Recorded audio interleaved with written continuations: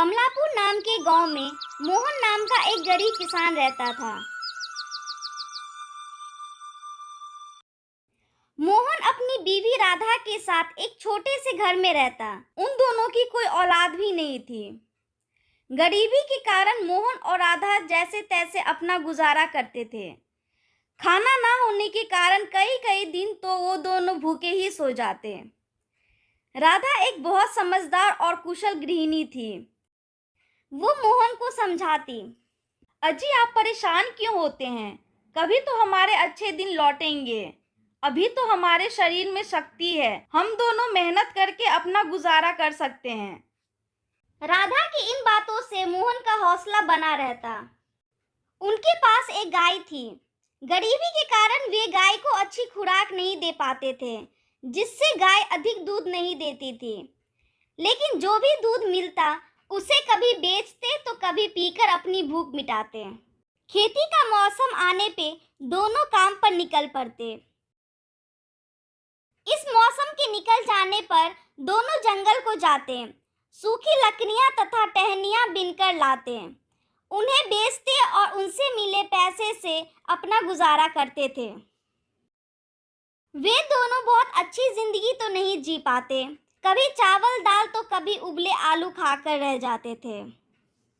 एक बार उनकी गाय ने बछिया को जन्म दिया। किसान की पत्नी ने सोचा, दुधारू गाय को खरीदने वाले लोग मिल जाते हैं, क्यों न इसे बेचकर इससे मिले रुपये से कोई धंधा शुरू किया जाए। उसने अपने मन की बात पति को बताई। तुम सही बोल रही हो राधा, इस गाय को बेच के हम एक कोई नया व्यापार शुरू कर लेंगे। कम से कम 2 वक्त का खाना तो खा पाएंगे। सुबह सुबह एक पोटली में थोड़ा चूरा बांधकर वो निकल पड़ा। राधा ने गाय के कान में फुसफुसाते हुए कहा, हमें माफ कर देना गैया माई। ईश्वर ने हमें गरीब नहीं बनाया होता तो हम तुम्हें कभी नहीं बेचते। इतना कहते कहते वो रोने लगी। मोहन को राधा की ये हालत देखी नहीं गई। वो जल्दी से गाय को लेकर निकल पड़ा। चलते चलते धूप तेज हो गई। खाली पेट होने और तेज धूप के कारण वो थकान महसूस करने लगा। एक बहती हुई नदी को देखकर उसने सोचा, चलो नाश्ता कर लेते हैं, पीने के लिए पानी भी है। और वो साथ लाया चूरा चबाने लगा। तभी उसका ध्यान घोड़े की टाप से भंग हुआ। एक घुड़सवार सामने खड़ा था। उसने पूछा, गाय बेचने जा रहे हो क्या? हाँ भैया, मैं अपनी गाय बेचने जा रहा हूँ। लेकिन आप ये क्यों पूछ रहे हैं? वैसे आपका घोड़ा भी बहुत सुंदर है। घुड़सवार को गाय अच्छी लगी और उसके साथ बछिया भी थी। उसने कहा, भैया मेरे पास रुपए तो नहीं है। हाँ, अगर मेरे घोड़े के साथ बदलना चाहो तो मैं तैयार हूँ। तुम घोड़ा ले लो और मुझे अपनी गाय और बछिया दे दो। घुड़सवार की बातों को सुनकर किसान सोचने लगा, यदि आज गाय नहीं बिक पाई तो मैं घर नहीं लौट सकूंगा, और घर न लौटने पर पत्नी चिंता करेगी। अगर मैं घोड़ा लेता हूं तो घर लौटने में देरी नहीं होगी। घोड़े पर बैठकर जंगल से लकड़ियां आदि लाने में भी आसानी होगी। अरे क्या सोच रहे हो भाई, घोड़ा लेना है या नहीं, जल्दी बताओ।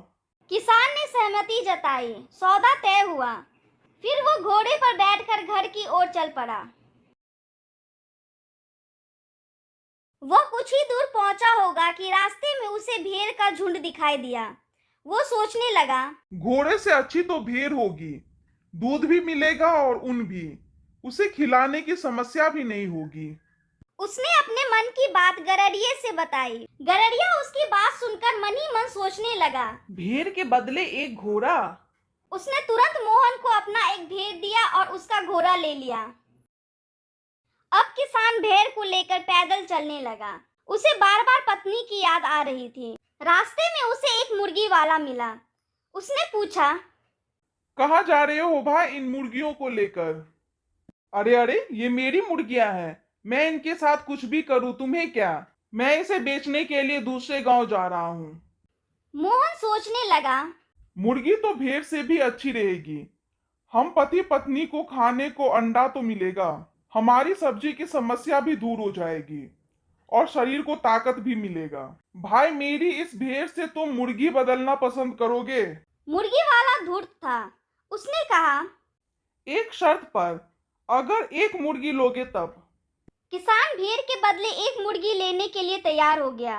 दोनों में सौदा तय हुआ। किसान मुर्गी लेकर घर की ओर बढ़ने लगा।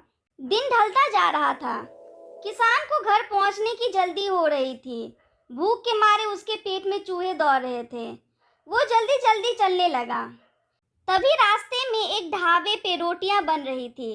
साथ ही दाल के तड़के की खुशबू से किसान के मुंह में पानी आने लगा। भूख बढ़ती जा रही थी और उसके पैर ढाबे की ओर बढ़ने लगे। तभी उसके सामने ढाबे का मालिक रामू आया। मुझे बड़ी भूख लगी है, मैं रोटी खाना चाहता हूँ, लेकिन मेरे पास पैसे नहीं हैं। आप यह मुर्गी रख लें और मुझे भरपेट खाने को रोटी सब्जी दे दें। रामू सोचने लगा यह आदमी या तो पागल है या फिर चोर। और उसने पूछा, क्या यह चोरी की मुर्गी है? अरे रे, ये क्या बोल रहे हैं आप? इसे मैंने उस आदमी से बदला है जो भेड़ लेके जा रहा था। मेरी बातों पर भरोसा ना हो तो उसे बुलाकर पूछ लीजिए। लेकिन तुमने भेड़ के साथ मुर्गी बदलने का सस्ता सौदा क्यों किया? मोहन ने उसे पूरी कथा सुनाई।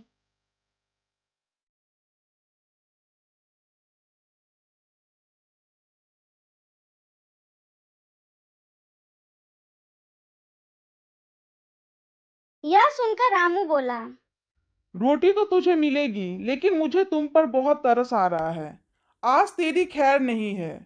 तेरी पत्नी तेरी बातों को सुनकर तुझे घर में घुसने नहीं देगी। भैया, आप मेरी पत्नी को नहीं जानते। मेरी पत्नी भले ही अनपढ़ हो, लेकिन है बहुत समझदार। मेरे इस सौदे से वो कभी मुझ पे नाराज नहीं होगी। ठीक है, तो इसी बात पे शर्त लगाओगे? लेकिन शर्त क्या होगी? चलो वो तुम ही बताओ। मोहन गरीब था। उसके पास देने के लिए तो कुछ था ही नहीं। उसने कहा, अगर मैं शर्त हार गया तो तुरंत ही खाली हाथ वापस लौट आऊंगा। जिंदगी भर आपकी नौकरी करूंगा। लेकिन अगर आप शर्त हार गए तो आप क्या करोगे? अगर मैं शर्त हार गया तो तुम्हें गाय, घोड़ा, भेड़ और मुर्गी की पूरी कीमत दूंगा। हाँ हाँ, ठीक है, मुझे तुम्हारी सारी शर्तें मंजूर है। अब ये लो मुर्गी और मुझे भरपेट खाना खिलाओ।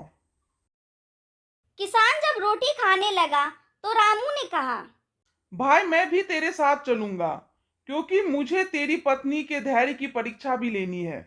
मोहन ढाबे के मालिक को लेकर चलने को तैयार हो गया। दोनों के घर पहुंचते पहुंचते अंधेरा हो चुका था। किसान पत्नी को आवाज देते हुए घर के अंदर घुस गया। रामू घर के बाहर खड़ा होकर उनकी बातें सुनने लगा। चलो, अच्छा हुआ रात होने से पहले ही आप वापस आ गए। गाय कितने में बिकी? गाय तो बेच दी, लेकिन पैसे हाथ नहीं आए। उसके बदले घोड़ा लेना पड़ा। चलो, कोई बात नहीं। अब तुम्हें लकड़ी लाने जंगल तक पैदल नहीं चलना पड़ेगा। लकड़ी भी घोड़े पे ढो सकते हो। यही सोचकर तो यह सौदा किया, लेकिन रास्ते में एक घटना हो गई जिसके कारण घोड़ा हाथ से निकल गया। अरे कोई बात नहीं, तुम्हें चोट तो नहीं लगी? नहीं नहीं, इस प्रकार की घटना नहीं हुई। रास्ते में लौटते वक्त घोड़े के बदले यह सोचकर एक भेड़ ले ली कि गाय के ना होने पर भी हमें दूध की कमी नहीं होगी। हाँ, यह तो तुमने अच्छा सोचा। चलो, अब दूध की परेशानी तो नहीं रहेगी। लेकिन भाग्य को यह भी मंजूर नहीं था। रास्ते में मैंने उसके बदले यह सोचकर एक मुर्गी ले ली कि उससे रोज अंडे मिलेंगे। अंडे से चूजे निकलेंगे। उन्हें बेच के हम धन भी कमा सकते हैं और कभी कभी अंडे भी खाने को मिलेंगे। यह भी बहुत अच्छा सोचा। मुझे भी बहुत दिनों से मुर्गी पालने की इच्छा हो रही थी। कहाँ है मुर्गियाँ? लेकिन भाग्यवान मुर्गी भी हाथ नहीं लगी। क्यों, अब क्या हो गया? हंसते हुए राधा ने पूछा। हुआ यह कि सुबह से मैं भूखा था। रास्ते में एक भोजनालय मिला। रोटियों की खुशबू से मेरे पेट में चूहे दौड़ने लगे। मैं अपने आप को रोक नहीं सका। मुर्गी के बदले मैंने ढाबे में भरपेट रोटियां खाई। अरे, तो इसमें परेशान होने की क्या बात है? मेरे लिए यह कितनी खुशी की बात है कि तुमने कई दिनों बाद भरपेट रोटियां खाई। तुम स्वस्थ और कुशल रहोगे तो हम लोग कमाते रहेंगे और कभी भी मुर्गी खरीद कर पाल लेंगे। अब चलो, हाथ मुंह धो के आराम कर लो। मोहन ने रामू को अंदर आने के लिए कहा। रामू राधा की समझदारी और सहनशील स्वभाव की प्रशंसा करते हुए उसे शर्त जीतने की बधाई देने लगा। फिर बोला, बहन जी, एक बात बताओ, आपके पति ने इतनी बड़ी बेवकूफी की, फिर भी आपको गुस्सा नहीं आया? आपकी सहनशीलता की तारीफ करनी ही पड़ेगी। भाई, ईश्वर ने हमें गरीब और संतानहीन बनाया। हमारे बीच जो प्रेम है उसे हम अपनी अमूल्य संपत्ति समझते हैं और इसके लिए ईश्वर को धन्यवाद देते हैं। अब हम क्रोध दिखाकर ईश्वर की इस अमूल्य उपहार को गंवाना नहीं चाहते, ना ही इनके जीवन को नर्क बनने दूंगी। मेरे लिए तो इनका सुख ही सब कुछ है, इसीलिए मैं क्रोध नहीं करती। राधा की बातों से ढाबे का मालिक अत्यंत प्रभावित हुआ। वो शर्त हार चुका था। फिर वो उन्हें अपने ढाबे में ले गया और भरपेट भोजन खाने को दिया। इसके अलावा शर्त के अनुसार उसने उन्हें 5,000 रुपये भी दिए, साथ ही उन्हें नौकरी पर भी रख लिया। इस प्रकार किसान का दिन सुखमय हो चला। रात को जब वे सोए थे, किसान की पत्नी ने गाय के रंभाने की आवाज सुनी। उठकर वो बाहर गई तो देखा गाय दुम हिलाते हुए आंगन में खड़ी है।